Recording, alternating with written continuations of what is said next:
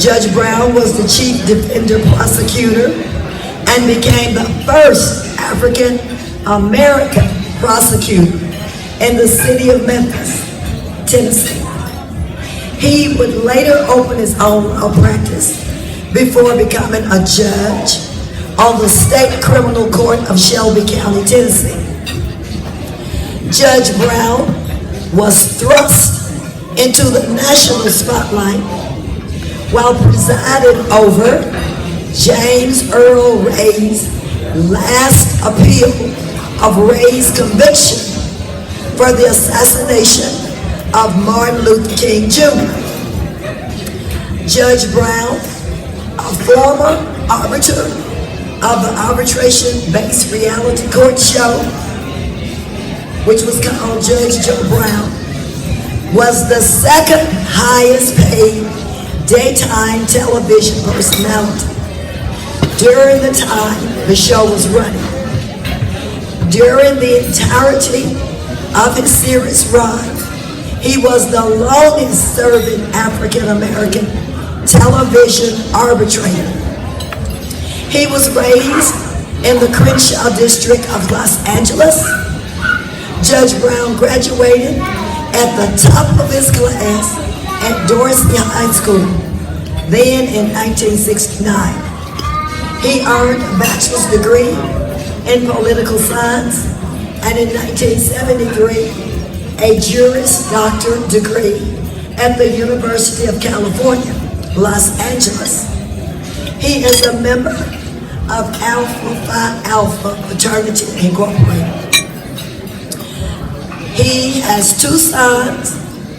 He's currently retired and lives in Germantown, Tennessee. Let's welcome everybody, none other than Judge Joseph Joe Brown.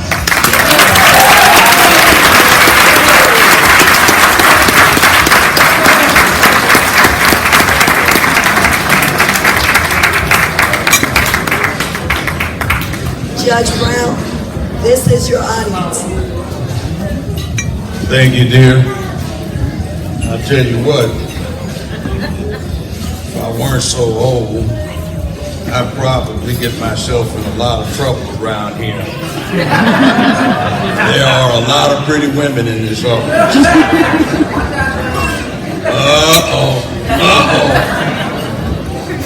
Gardner-Mckissick-Smith family is an interesting family unit, and thank you for having me. I guess I'm the out man here, except for a few husbands or wives maybe who joined in by in-law status. But I'm proud of you, and I've been brought kind of up to speed by Miss Katrina Smith, who I'm going to help out here when she runs for city council eventually. All right. Now, I was particularly impressed by your status early on as political refugees, causing elements of the family to have to get to Goodwin, Arkansas. All right. I'll leave that to you grown folk to explain to the children, grandchildren, nieces, and nephews what that's about.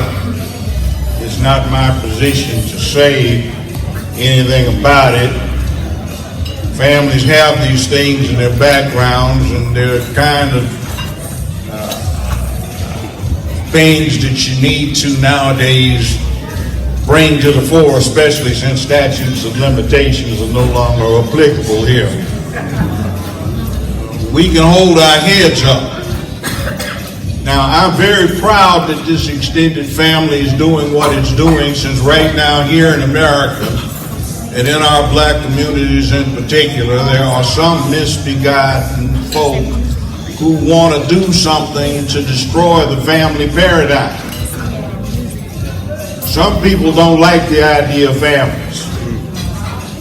They don't understand the mother and father of being about a household, a grandfather and grandmother, an aunt and uncle having something to do with the raising of children. Some people don't think it's necessary. And they don't do a very good job when they don't think it's necessary. There are a lot of failures. I'm familiar with some members of this family that I had not associated with the family. And I can tell you that in the going on 50 years I've been in this area, 45 or 50, depending upon how you count it, I've known some of you who passed on, and I've been impressed by the caliber of manhood that the family has displayed. Now, manhood is something that is not popular right now in certain quarters. Manhood is about masculinity. Masculinity is not how you look. It's not what kind of physical condition you're in, though if you are a man, you might want to pay a little bit of attention to that if you are young enough to. It'll get you somewhere. It'll keep you around here for a while longer than you otherwise might have been breathing if you're worried about good health. But see, manhood is about that matrix, that set of behaviors that cause men to act like they're supposed to be acting when they're men. You do what you're supposed to do, when you're supposed to do it, why you're supposed to do it. You're dependable, you're brave, courageous, you make where you are a better, safer, more secure place filled with economic prosperity, ethics, and a sense of morality. You protect womanhood and you promote manhood. If you've been watching my show long enough, and I had it for 15 years before I retired, I would always say protecting womanhood and promoting manhood. You see, you can't have a family without womanhood. You can't have the human race without womanhood. But womanhood doesn't last too long in the real world without manhood to protect it. That's right. Some people don't get that idea. When I was out in Hollywood for 15 years, I ran into a whole lot of people with XX chromosomes who didn't like that and wished they had had XY, but they wouldn't admit it. And they were what they call man haters. There were what now have become called beta boys, soy boys. They used to be nerds, dorks, and dweebs, and they couldn't make it in the white man's world because they didn't match up. And they didn't like the idea of manhood either. And then we have that thing LGBTQ that seems to have taken over everything. And since they run Hollywood, they claim 85 to 90% of everybody that works in Hollywood, whether it's actor, writer, director, producer, or executive, is a practicing member. They don't like manhood too much either. And then, if you're old enough, you may remember back in the late 60s when the Nam was going on. And some people said war was a man thing, so the way to stop war was to stop raising boys like they were supposed to be men, but raise them like they were girls, so they would learn to be emotional, to cry, to shout, to let it all hang out instead of being so uptight and under self-control. Well, that destroys masculinity. And one of the products with that destruction of masculinity is all of these creeps you see running around shooting up the hallways in schoolyards. It's also a problem we have with why our hoods get shot up too much too, because we don't have enough family down in the hood. It's become something else, and these young boys don't get any manhood training. Nobody tells them how it's done. It used to be part of growing up was learning how to deal with this mano a mano thing. In other words, man on man. You threw down, you punched it out, and that was it. These little punks run around trying to have a drive-by, popping a cap on somebody for the slightest little somebody looked halfway cross-eyed at them. That is not a man thing. Yo, man, like you got to get it going on, brother, man. Hey, you got to get your posse rolling hard, man. Well, young man, what do you do? What you mean what I do, Judge? Ain't you some kind of judge or something? Yeah, that's right. Well, what do you do? Well, like I got 4 ladies take good care of me. 2 got good JOBs, 1 get a crazy check, and 1 get AFDC. They take real good care of me. They smooth me out. Everything I need, they take care of me. Well, what do you do? Well, they take care of me. What do you do, fool?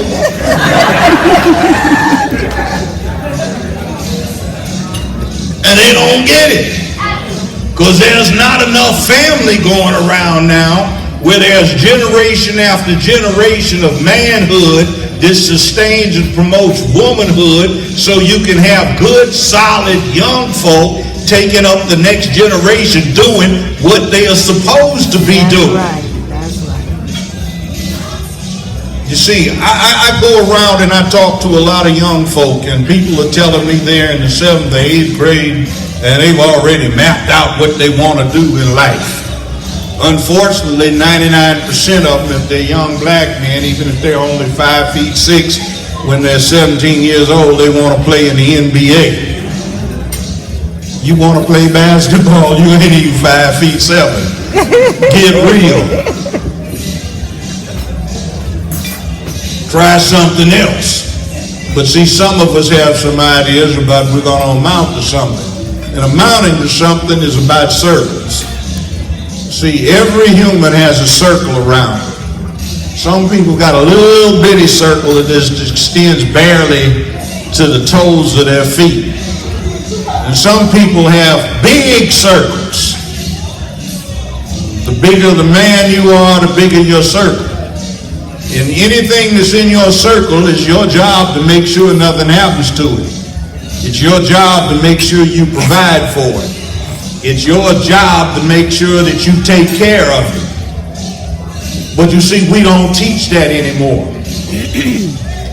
Being a man used to mean at one point in time that you had screwed up your nerve, and sometimes when it just came down to that, you had to punch it out with somebody, and maybe you get your behind whipped, maybe you do the whipping, maybe it was a draw. And you work that out, and you find out years later you still know each other.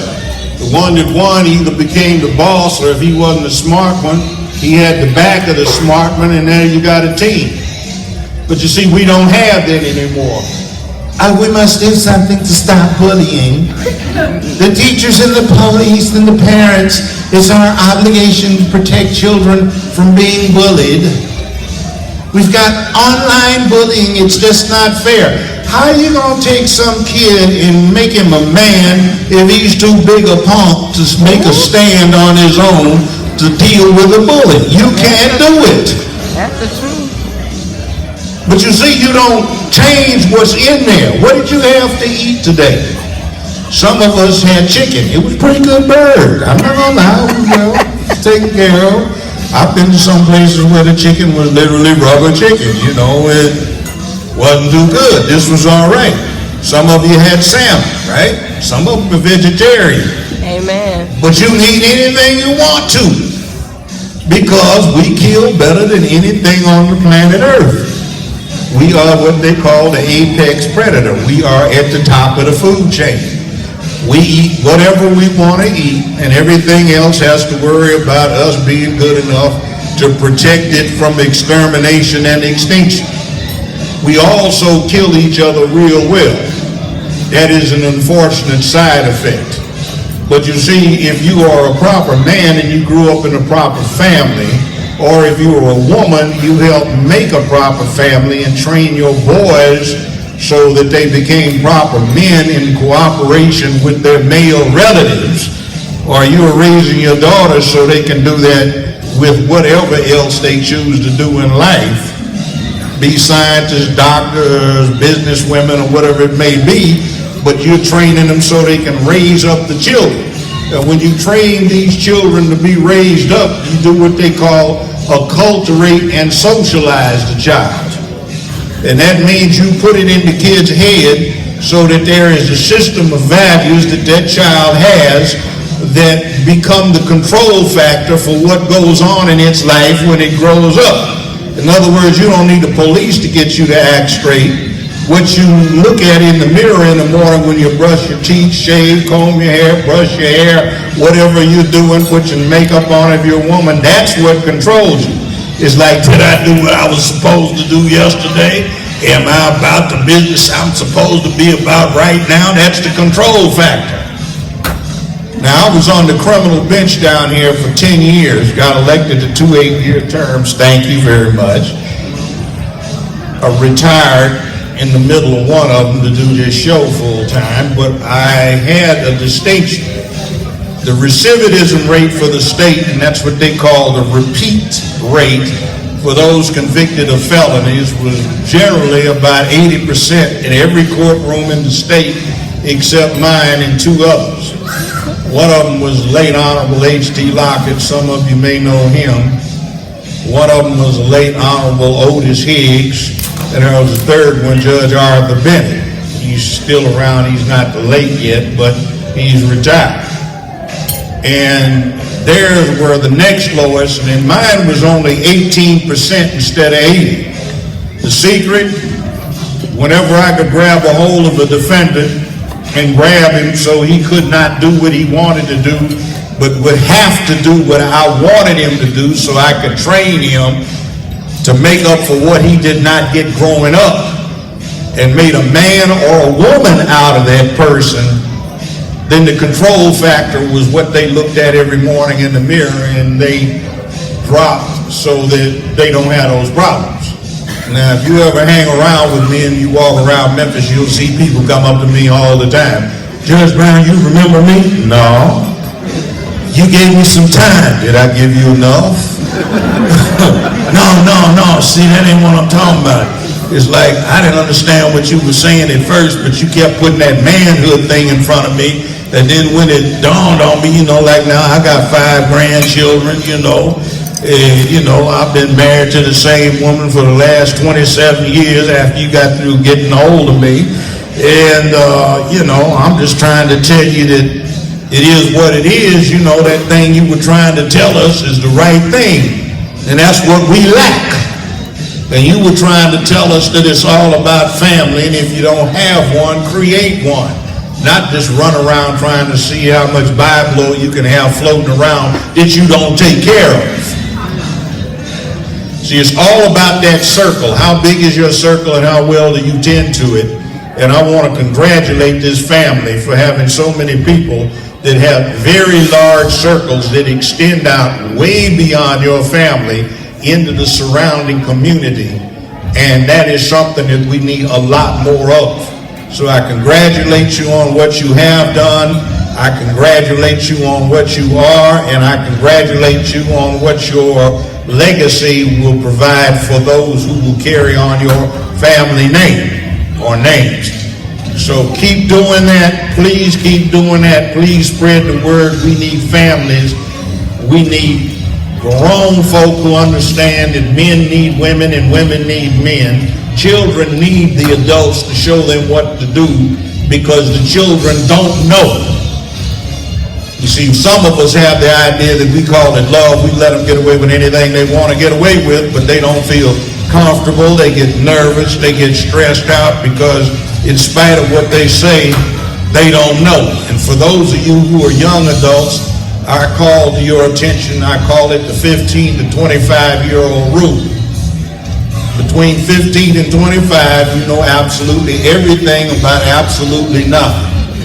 1 hour after you hit 26 years of age, you'll understand and admit that. So listen to your elders. They've got a lot of things to tell you. And some of them, I'm seeing a few of them around here, they take care of business, and you might be surprised at what they've done to take care of business, even if they don't act like they're all this and that right now, other than being dignified and about what they're supposed to be about. See, it's one thing, the older you get, the more dignity you get, unless you are a fool. There's nothing worse than an old fool. But if you're not an old fool, you also understand something else. The difference between 20 and 70 looks like 50 years, 50 long years when you're 20.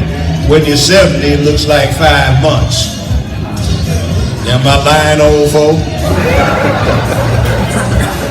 We just can't get them to understand that. It's like, I mentioned at the table I was sitting at, last time I was in this room, I thought it was 15 years ago. Turned out I just thought about it while I was sitting at the table. It was 22 years ago, but it felt like 3 months ago.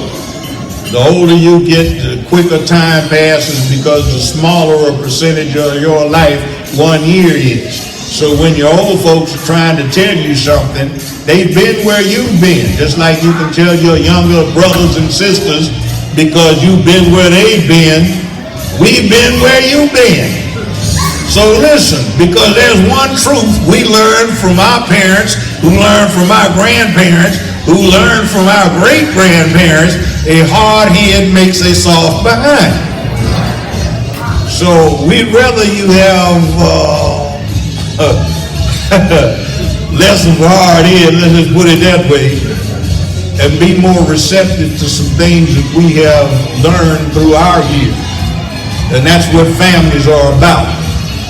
15, 20, 35, 40, 50 years can go by and somebody you never thought could help you, I can say, well, Junior, let me tell you about something. When I was 23 years old, let me tell you a problem I had that looks like what you going through right now. This may help you, and it might. See, that's what old folks do, and that's what young folks are supposed to be about. It's a generational thing. So when you've got an instrument, a strong family tradition that passes down truth and facility in dealing with reality from generation to generation, young folk listen. Old folk, be communicative and don't feel any pain about communicating it. See, even if they don't listen to you, sometimes the best thing is when it dawns on them several years later after they've heard it, and they figure out somebody couldn't have called it to their attention if they didn't know what time it was when they brought it out. So that keeps the family strong, that keeps it focused, and that keeps it prospering. So thank you very much. Keep on doing what you're doing. Keep on having a great future. It has been my privilege to give you these short remarks. Thank you very much.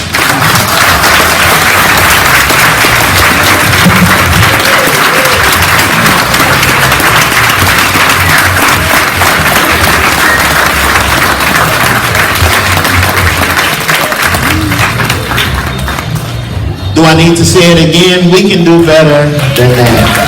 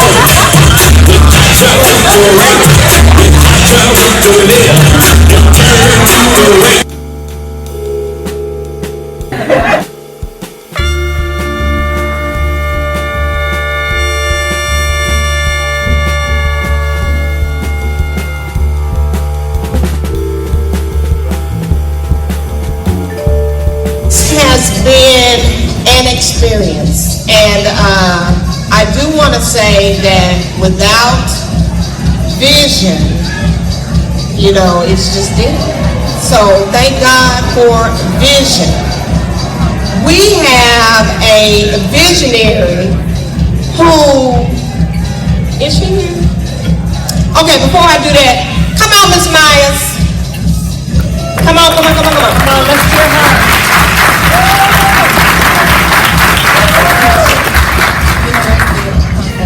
She's going to the University of Arkansas at Pine Bluff, which is HBCU. A great legacy at that school. Congratulations. All right. Back to my visionary. Have y'all enjoyed this weekend so far?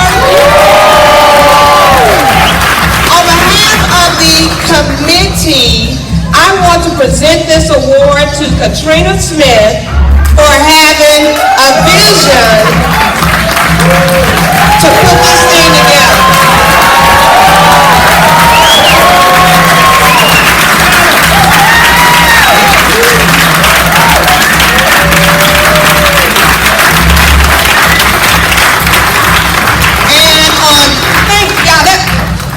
Derek, you got them tuned up for us. Thank you, man. Okay, y'all, on that note, I am going to turn it over to Katrina for some other stuff that she has, and we're going to let her have it. Oh, here.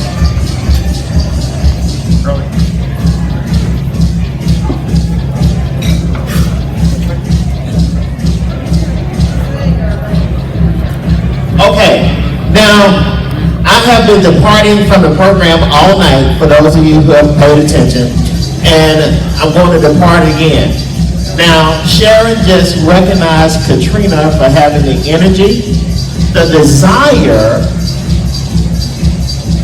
the nerve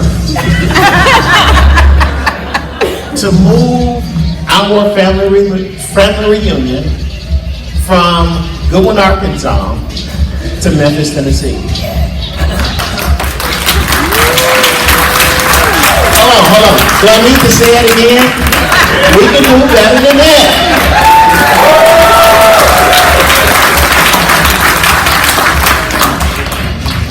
It is the young people. Well, it's the young people. It is the young people that are going to carry the torch forward, for them to have the interest in doing these things. And it's her energy and the energy and the effort of the committee that work tirelessly, because I got text messages, emails, YouTubes, DVD order forms.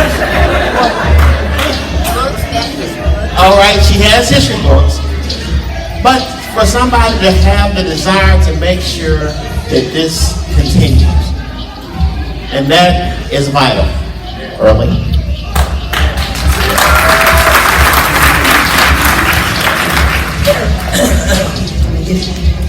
Gary, that was beautifully stated. Beautifully stated. This young lady spent money out of her own pocket, traveled, DVDs and everything, and she never asked for reimbursement. I know what she put into this, because I would talk to her just about every day. So with all that said, this is a token of appreciation. It's not going to reimburse all your expenses, but this is from the Benny Fox McKissick family.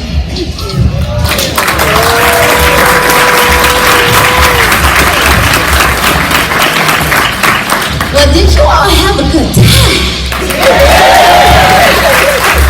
Wait, hold on. Did y'all have a good time? I mean, I spent 8 hours a day working on this. Did y'all have a good time?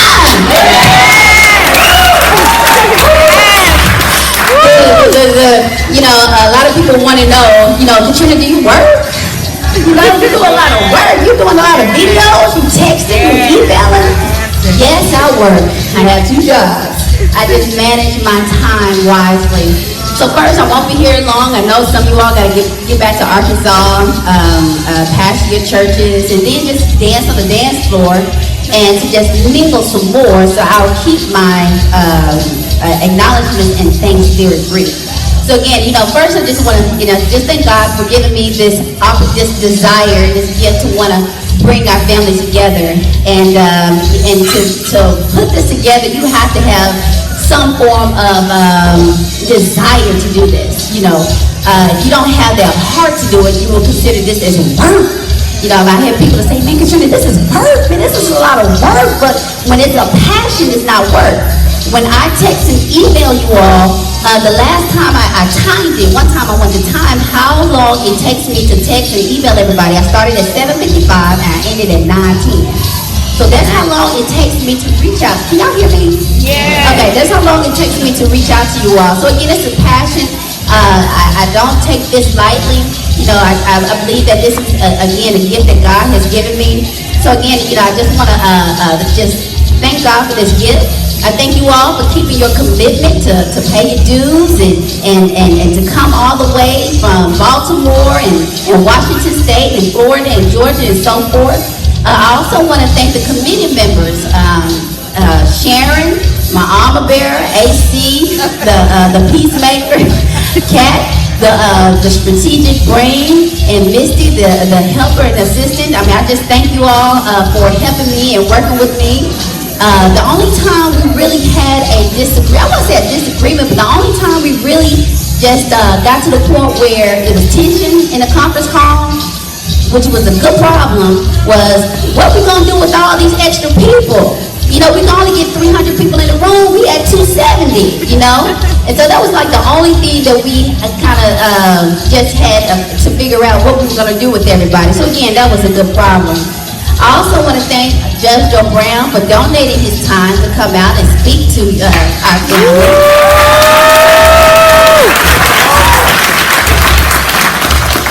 And I also want to thank Dora Clemens. She wasn't able to make it, but I would really want you all to meet Dora. She is the reason why you all know all the information about the family. And I don't want anybody to think that I did the research. I did not do the research. Dora Clemens did the research. She's the one that went all the way back to, Philip White went all the way back to 1805. But Dora Clemens, she's a Gardner. She's the reason why we have all the information from the 1800s. And she gave me the information. I just put it in video. So I just want to thank Dora Clemens for that. Yes, give her a round of applause. Dora Clemens from the Berkeley Gardner. And also I asked her, I said, do you want me to put you in the video to recognize you? And she said, no. I said, okay. And I wanted to thank all the quarrels. The gentleman that came and did the prayer, he approved of a lot of the information that did go out. So he's the one that looked over some things before I put it out to you guys. So I want to thank him as well. And lastly, I want to thank my parents, my Irvin and Catherine Smith. Can y'all stand? Irvin and Catherine Smith. And really, yeah. Brother over here. Yeah, so really my dad is the one that prompted me to take this task on. So to answer the question, Katrina, what prompted you? What caused you to want to do this? Well, Irvin Smith, my dad, he's the one. Y'all need to do something. Just hearing him fussing and complaining, but he didn't know what I had in my back pocket. He thought it was just gonna be, But anyway, I don't want to go there. All right, so again, I'm almost finished, you guys. Oh, and I definitely want to thank the current committee, the original committee. I don't want to start naming them. I know Ransom is the president, and my dad Irvin, and Scott, and cousin Rilla, and cousin Darlene, Leo, cousin Tweety. The original committee, I should have wrote the names down. So Barbara Jean, thank you, Barbara Jean. I want to thank the original committee for allowing me to take it out of Arkansas to Memphis for the first time in over 60 years. I asked them, could I host it just for this one time? And they agreed it. So I'm handing it back over to them. And if I miss it one, I'll just charge it to my head, not to my heart. So y'all ready to dance? We can dance.